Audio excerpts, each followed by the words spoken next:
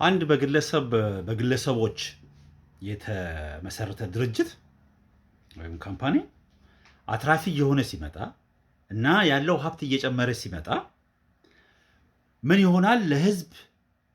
ለህዝብ ይቀርብና እንደ ቅርጫ ተከፋፍሎ ማለት ለምሳሌ ያለውን ሀብት ለመቶ ቦታ ይቆራረስና ያንን ቅርጫ ይሸጣል። ህዝብ እንዲገዛው ይደረጋል። ሼሩን ማለት ነው። ኦኬ፣ ሼር ማርኬት ላይ ይቀርብና ህዝብ መጥቶ ይገዛዋል። ያ ምን ይሉታል? አይፒኦ ይባላል። ኦኬ፣ አይፒኦ ያለው ለገበያ ያቀረበው የሀብት መጠኑ ማለት ነው። ኢኒሻል ፓብሊክ ኦፈሪንግ አይፒኦ። እና ያንን ሼር ሆልደሩ ቅርጫውን ይገዛና ይይዘዋል። ካምፓኒው ባተረፈ ቁጥር በሚቀጥሉት ጊዜያት እያተረፈ ሲመጣ ወይም ደግሞ ካለው ትርፍ ላይ ይካፈላል ማለት ነው። እና አሁን ለምሳሌ አሁን በዚህ ሳምንት መቼም በዚህ በሁለት ቀን የምናየው ነገር አለ፣ የምንሰማው ነገር አለ። የስፔስ ኤክስ የሚባለው የአሜሪካ ድርጅት ኦኬ ያለውን ካምፓኒ ለህዝብ አቅርቦ ህዝቡ እንዲገዛ አደረገ። እስካሁን ድረስ ከተደረጉት ሽያጮች በጠቅላላ ትልቁን ቦታ ያዘ ተብሎ መቼም በየሚዲያው ያልሰማ ያላየው ሰው ያለ አይመስለኝም። መቼም ስለ ኢኮኖሚክስ እና እንዲህ አይነት ነገር ኢንተረስት የሚያደርገው ሰው ሁላችንም የሰማ ነው አይደል እንዴ? በጣም የሚገርመው ነገር ልንገራችሁ። ስፔስ ኤክስ በ2024 የዛሬ 2 ዓመት ማለት ነው ያተረፈው ትርፍ 4.6 ኪሳራ ነው የምነግራችሁ። 4.6 ቢሊዮን ዶላር ኪሳራ ነው ትርፉ።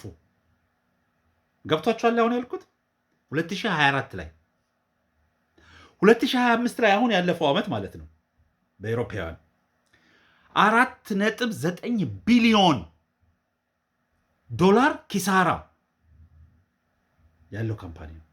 ጠቅላላ ገቢው 2025 ላይ ጠቅላላው 19 ቢሊዮን ዶላር ነው ገቢው መጠኑ ማለት ነው። አይፒኦ ተብሎ ለገበያ ሲቀርብ ዛሬ 2 ቀን ትላንት ወዲያ ሲቀርብ 1.7 ትሪሊዮን ቫልዩ የተሰጠው ይሄ ለገበያ አቀርባለሁ ብሎ ሲመጣ የሚገቡት ቃል አለ። ለምሳሌ አሁን የስፔስ ኤክስ መሰላችሁ እንግዲህ ትሪሊዮንና ቢሊዮን ልዩነቱ ከዚህ በፊትም ነግሬያችኋለሁ። 1 ቢሊዮን ኦኬ 1 ቢሊዮን 31 ዓመት 1 ቢሊዮን ደቂቃ ሰከንድ ወደ ሰከንድ እናድርገው። 1 ቢሊዮን ሰከንድ 31 ዓመት ነው የሚሆነው። 1 ትሪሊዮን ሰከንድ 31,700 ዓመት ነው የሚሆነው። ልዩነቱን ለምን እንደው እንትን ለማለት ነው የትሪሊዮን የቢሊዮንና የሚሊዮን ልዩነቱ። እንግዲህ ያስቡት የካምፓኒው ስፔስ ኤክስ በጠቅላላ ያለው ሀብቱ 18 ቢሊዮን 18.7 ቢሊዮን ሆኖ ለህዝብ ሲቀርብ 1.7 ትሪሊዮን እንግዲህ 1000 ቢሊዮን ነው 1 ትሪሊዮን የሚሆነው። እንግዲህ የካምፓኒ 19 ቢሊዮን ነው እንትኑ አይደለ 1000 ቢሊዮን ከዛ ደግሞ 700 ቢሊዮን ክብደት የተሰጠው ቫልዩ የተሰጠው ለገበያ ሲቀርብ በጠቅላላ ሰው መጥቶ ሲገዛው በመጀመሪያው ቀን ሽያጭ ላይ ወደ 2.1 ትሪሊዮን የገባው።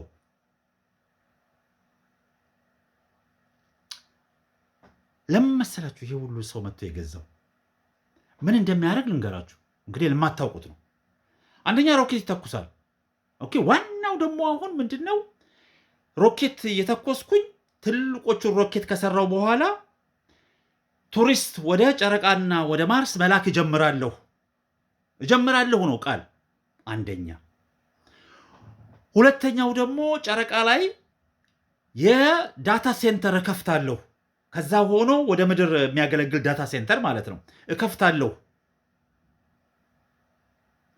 ሌላው የኢንተርኔት የስታርሊንክ የሚባለው አለ። ኢንተርኔት ደግሞ ያገናኛል። ያው ኢንተርኔት ኮኔክሽን አለው። እሱን ወደ 47,000 የሚሆን ሳተላይት ልኬ በመሬት ዙሪያ የንትን እያልኩኝ ለሁሉም ዓለም ላይ ላለ ህዝብ ሁሉ ኢንተርኔት እንዲኖር አደርጋለሁ።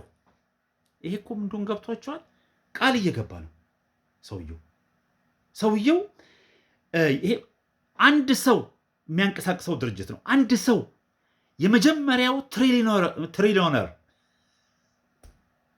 የሆነ ሰውዬ የምነግራቸው አፍሪካዊ አቶ ኢሎን ማስክ ከዚህ በፊት ጀምሮ ያኔ ከትራምፕ ጋር መምጣት ከጀመረ ጊዜ ጀምሮ የነገርኳችሁ ነገር የዓለም ህዝብ ይሉና ቪዲዮን ተመልከቱት። የዓለም ህዝብ መፍራት ያለበት ትራምፕን አይደለም፣ ይህንን ሰውዬ ነው። ስፔሻሊ እንደኛ ያለው ህዝብ ሰውየው ጥቁር ህዝብ አይወድም። በጣም ሬሲስት ነው። ሬሲስትነቱ እንዴት ነው ልንገራችሁ። እያንዳንዱ ዓለም ላይ ያለ ጥቁርና ብራውን ህዝብን የሚጠላ የፎሬነሩን የሚጠላ ፓርቲ ይደግፋል። አሜሪካ ውስጥ ማጋ፣ ኢንግላንድ መጥቶ አይዲኤል የሚባል አለ፣ እንግሊሽ ዲፌንስ ሊግ የሚባል ፓርቲ፣ እሱን ነው የሚደግፈው። ሮቢንሰን የሚባል መሪ ያለው በጣም የውጭ ዜጋና ጥቁር የሚጠላው። ፈረንሳይ ሄዶ የፈረንሳዩን የሆነች ላፔን የምትባል የውጭ ዜጋና ጥቁር የምጠላ እሷን ይደግፋል። ንግግር ያደርጋል በቪዲዮ። ኤኤፍዲ የሚባል የጀርመን የውጭ ዜጋ ጥቁርና ብራውኑን የሚጠላ ፓርቲ ነው የሚደግፈው። አፍሪካ የተወለደ ነው። አፍሪካ እንዴት አድርጎ እንደመጣ ነግሬያቸዋለሁ። አያቱ የኩኩክስ ክላን ሜምበር ነበር። ሊያስል ጠፍቶ ነው አፍሪካ ሳውዝ አፍሪካ የገባያን አፓርታይድ እያለ የእሱ የልጅ ልጅ ነው ይሄንን ሁሉ ሀብት የሚያካብተው ያለው። በዛ ላይ እኮ በጣም የሚገርመው ነገር የካፒታሊዝም የሚባለው ነገር እንዴት እንደሚጫወትብን እንግዲህ አሁን በነገርኳችሁ ስታዩት 18 ቢሊዮን ዶላር ካምፓኒ ያለው ቫሊዩ ያለው ካምፓኒ 1.7 ትሪሊዮን ቫሊዩ የተሰጠው ለገበያ ሲቀርብ ካምፓኒው ባለፈው ዓመት ኪሳራ፣ ከዛ በፊት ኪሳራ በቢሊዮን ደግሞ ያለፈው ዓመት 4.9 ቢሊዮን ከዛ በፊት 4.6 ቢሊዮን ኪሳራ ነው የምነግራችሁ። ሚሊዮን አይደለም ቢሊዮን ዶላር የከሰረ ሆኖ በዚህ ዓመት 1.7 ትሪሊዮን ቫልዩ ሲሰጠው በዚህ ዓመት መጨረሻ ላይ 4.2 ቢሊዮን ኪሳራ ያገኛል ተብሎ ነው የሚጠበቀው። ግን ሰው የሄደ ሼር ይገዛል። ዳታ ሴንተር ጨረቃ ላይ ይሰራለሁ ሲላቸው በጠቅላላ ህዝቡ በጠቅላላ ወደ 550 ሚሊዮን ህዝብ በአንድ ቀን ሼሩን የገዛው። ምክንያቱም ለወደፊቱ ያድጋል። ኢሎን ማስክ በአንድ ቀን 48 ሚሊዮን ዶላር የሰራው በክሪፕቶ ከረንሲ ላይ ሺባ የሚባለውን ኮይን ቴስላ ይቀበላል ብሎ ቴስላ አንደኛው የከሰረ የኪሳራ ካምፓኒ ነው እሱ። ልክ እንደዚሁ ህዝቡ እየሄደ ሼሩን ይገዛል። አንድ ቀን ቴስላ የሚባለው ካምፓኒ ትርፎ አያውቅም። ሄዱና ተመልከቱት። ይሄ እምላችሁን ነገር እዚህ እየመጣው ምነግራችሁ ነገር በጠቅላላ ኦንላይን የምታገኙት ነገር ነው። ሄዳችሁ ራሳችሁ ሪሰርች አድርጋችሁ የምታዩት ነገር ነው። የት ነው እሱ ይህንን ኢንፎርሜሽን ያገኘው? የት ነው እሱ እንደዚህ ብለህ እባክህን ንገረን የምትለዋላችሁ? እጃችሁ ላይ እኮ ነው ያለው። እስቲ ጻፉና ተመልከቱ። ቴስላ የሚባለው ካምፓኒ ትርፎ ያውቃል ወይ? ስፔስ ኤክስ ምንድን ነው ያለፈው ዓመት ኪሳራው? የዚህ ዓመትስ ኪሳራው ምን ተብሎ የሚጠበቀው? የተሸጠው አይፒኦ የተገመተው ስንት ነው? 1.77 ትሪሊዮን ነው ቫልዩ የተገመተው የገበያ ዋጋው።